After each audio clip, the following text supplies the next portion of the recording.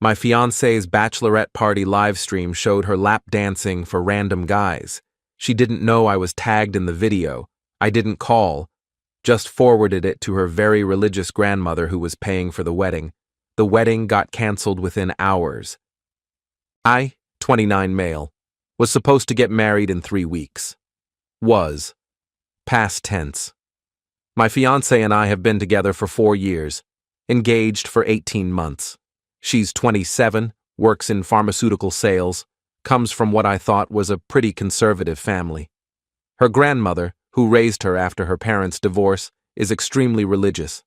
Southern Baptist, church 3 times a week, the whole 9 yards. She's also loaded. Old money from her late husband's business. When we got engaged, she offered to pay for the entire wedding as her gift to us. We're talking $85,000 for a venue, catering, flowers, the works. My fiancé was thrilled. I was grateful, but honestly, would have been fine with something smaller. Her grandmother had one condition. The wedding had to be in a church, and we had to attend premarital counseling with her pastor. Fine. Whatever makes Grandma happy. The bachelorette party was last weekend. She went with her maid of honor, 2 bridesmaids, and her cousin. They flew out Thursday, coming back Sunday. Standard stuff. She texted me when they landed, sent a few photos of them at dinner, told me she loved me. Saturday night, I was home playing video games with my best man. Around 11 p.m., my phone buzzed. Instagram notification. Someone had tagged me in a video. I didn't recognize the account. It was some nightclub's promotional page. They post videos of people partying, standard nightclub marketing. The caption was something like, "Saturday nights hit different," with a bunch of hashtags.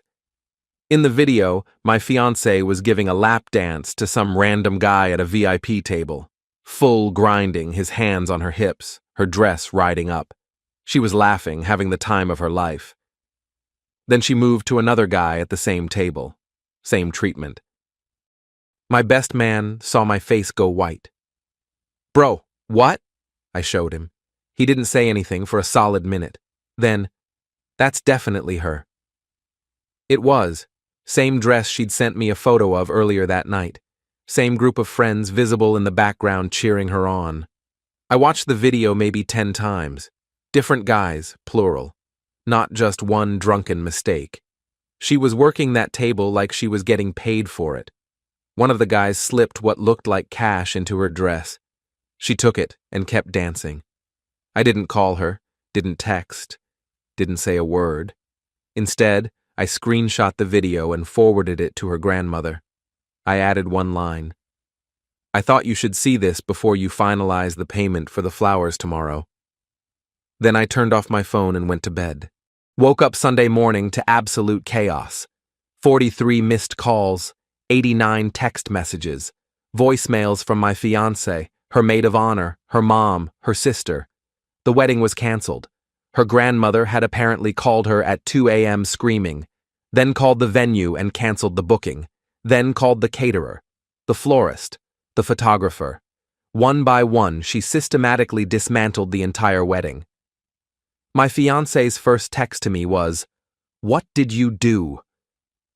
Interesting. Not, "I'm sorry," not, "I can explain," just immediate blame on me for showing someone what she did. Her follow-up texts ranged from angry to desperate to threatening. Said I'd ruined her life.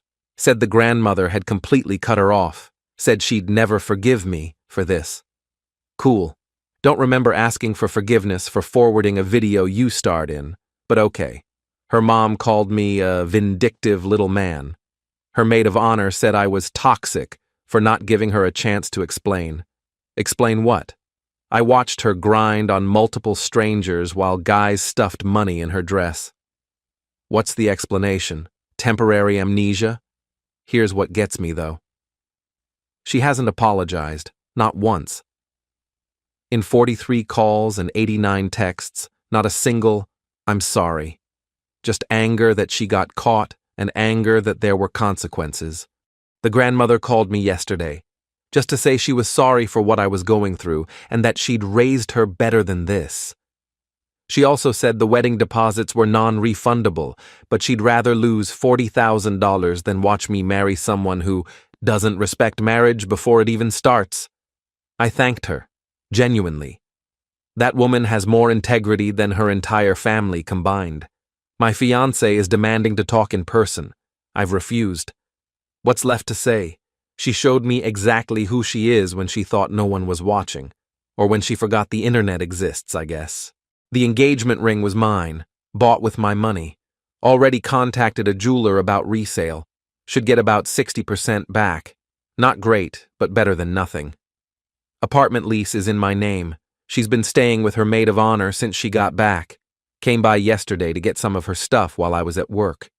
Took more than she should have, including my PlayStation. Texted her she had 24 hours to return it, or I'd report it stolen. She dropped it off this morning. So yeah, 3 weeks from what was supposed to be the happiest day of my life, I'm single, out a few thousand in various expenses, and processing the fact that the woman I was going to marry would take money to grind on strangers at a club. But at least I found out before the wedding. That's the silver lining I keep telling myself. Update 1, 5 days later. Things escalated pretty fast after my last post. First, some context people asked about. Yes, she knew she was being filmed. The club literally has signs everywhere saying they live stream and post content. Yes, she was tagged because someone recognized her from our joint Instagram, which I've since made private. And yes, her grandmother really did cancel everything within hours. I verified with the venues myself. Now, for what's happened since. Tuesday, 2 days after I posted, my fiancée showed up at my apartment unannounced. I was working from home. She still had her key, which I'd been meaning to change. She just walked in. "We need to talk," she said. I disagree. You don't get to just blow up my entire life and then ghost me. You don't get to give lap dances to random dudes at your bachelorette party and then act like I'm the bad guy.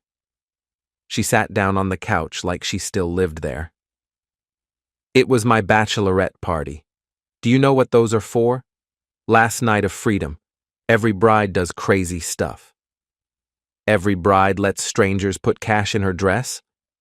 She rolled her eyes. It was like $20 total. It was a joke. The guys were funny and bought us champagne. I was just being friendly. You were grinding on them. It's called dancing. God, you're so uptight. I stared at her. This was the woman I was going to marry, this person who genuinely saw nothing wrong with what she did. I want you to leave. No, not until we work this out. You embarrassed me in front of my grandmother, in front of my whole family. Do you know what they're saying about me? Probably that you were lap dancing for strangers 3 weeks before your wedding. This isn't funny. I'm not laughing. She started crying then. The tears I'd been expecting since this whole thing started. I love you. I made one mistake. One.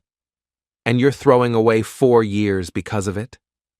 You're throwing away 4 years. I just showed someone a video. To my grandmother. You could have come to me. We could have talked about it. But no, you went nuclear and now she's cut me out of the will. There it was. The real issue. Not that she'd hurt me, not that she'd disrespected our relationship, that she'd lost access to Grandma's money. I think you should go. We're not done talking. Yeah, we are. I stood up, walked to the door and opened it.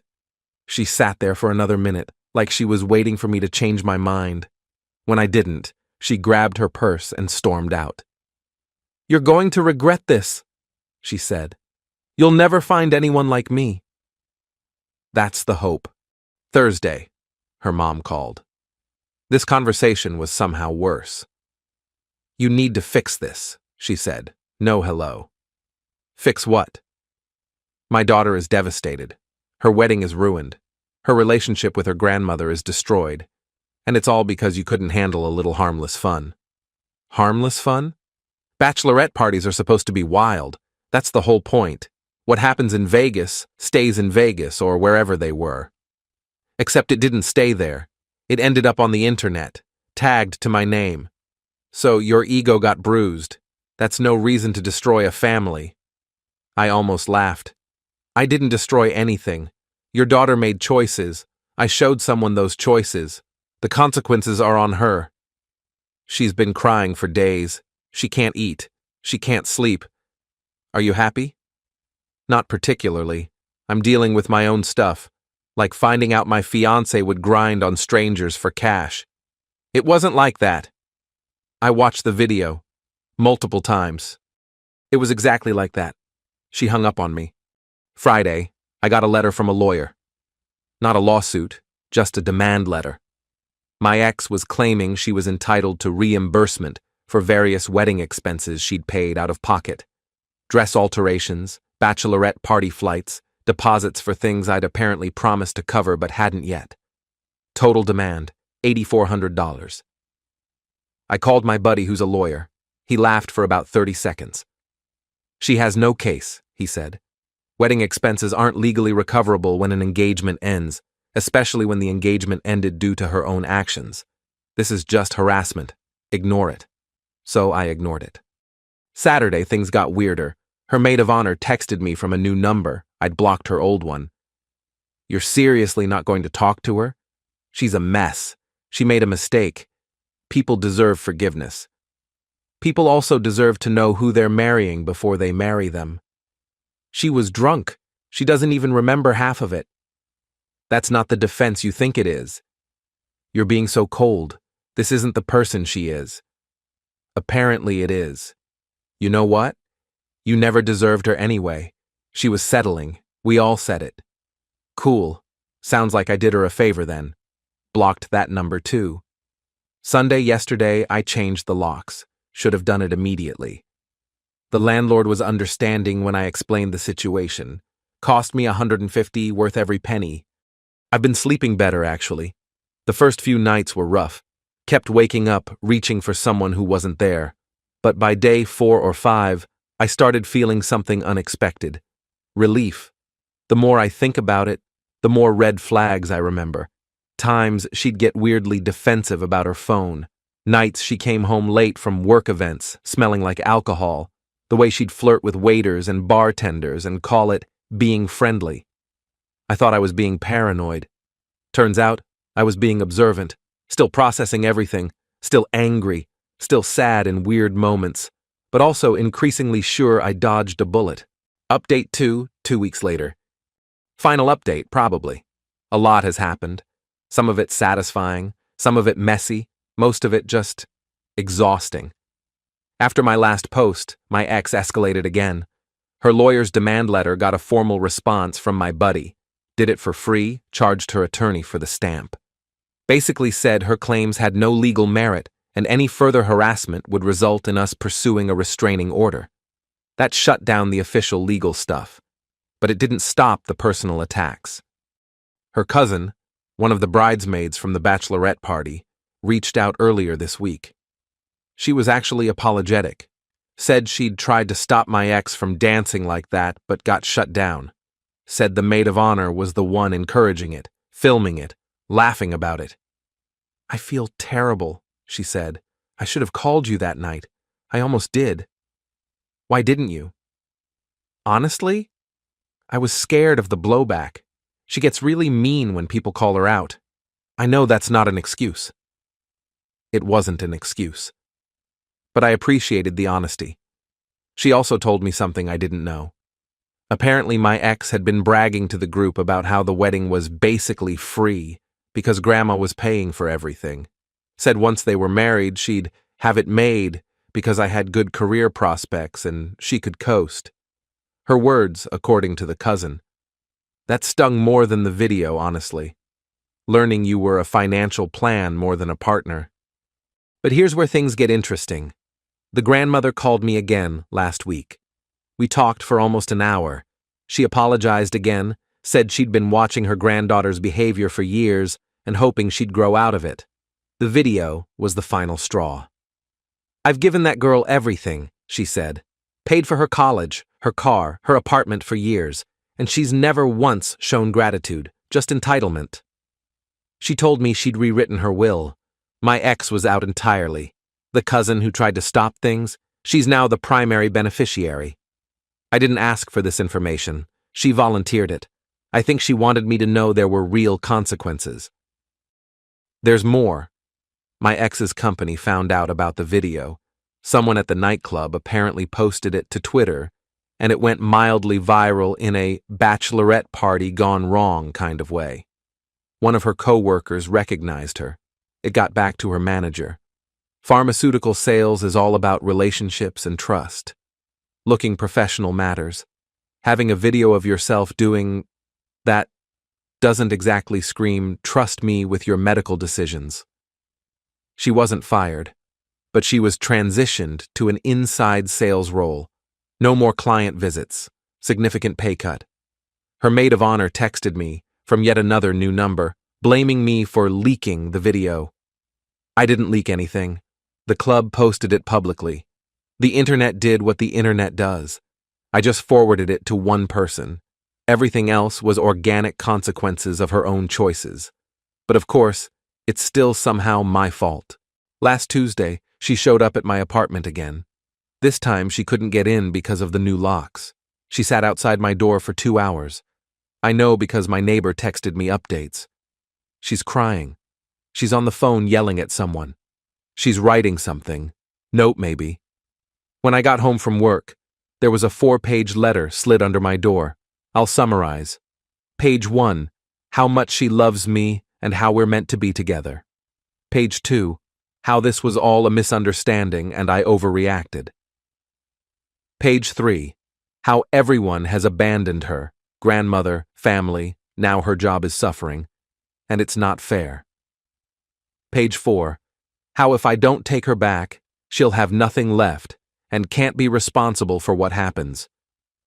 That last part made me uncomfortable. I called her mom.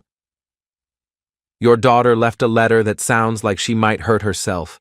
I'm telling you so you can check on her. This is the last contact I'm having with your family. Her mom's response? If she does anything, it's your fault. You did this to her. I hung up and blocked her number. Also saved the letter and documented the call just in case. The cousin reached out again yesterday. Said my ex was fine, just being dramatic for attention. Said the family was handling it, but that everyone was exhausted by her behavior. Apparently this wasn't the first time she'd pulled the "I'll hurt myself" card to manipulate a situation. I felt relief and guilt for feeling relief, and then more relief. So where does that leave me? I got about $4,200 back from the ring resale. Less than I hoped, but enough to cover the various deposits I'd personally paid that weren't refundable. The apartment is mine again, cleaned it top to bottom, rearranged the furniture, made it feel like my space instead of our space. I've been seeing a therapist, just started last week, already helpful. She pointed out something I hadn't considered. I made a decision in the moment, based on instinct. I didn't scheme or plan revenge. I just showed someone the truth and let the chips fall. That's not vindictive. That's honest. My ex's grandmother sent me a card in the mail. Actual card, with a handwritten note. She thanked me for having more integrity than most men twice your age. Said she'd pray for me. Coming from her, that means something. Do I feel bad about how things went down? Sometimes. Late at night, mostly. 4 years is a long time. There were good moments. I loved who I thought she was, but I don't regret what I did. She showed me who she really is when she thought no one was watching. The grandmother deserved to know before she spent $85,000 on a wedding that was built on lies. My ex never apologized. Not once, in all those calls and texts and letters. She blamed me, blamed the club, blamed her friends, blamed the internet. Never once said, "I made a mistake and I'm sorry." That tells me everything I need to know. I'm not dating anyone, not looking to. My therapist says I need time to process, and she's right. I'm focusing on work, friends, figuring out who I am outside of a relationship I thought would last forever. It's weird. 3 weeks ago, I was planning a wedding. Now I'm planning how to be single at 29 and starting over. Life's funny that way. But I'd rather start over than spend my life with someone who doesn't respect me. Someone who thinks she can do whatever she wants and blame everyone else for the consequences. Thanks for following this mess. Time to move forward. One last thing. The nightclub video is still up. I checked. It has about 400,000 views now. Some consequences are permanent. Hers will follow her forever. And that's not my fault. That's just the internet. Peace.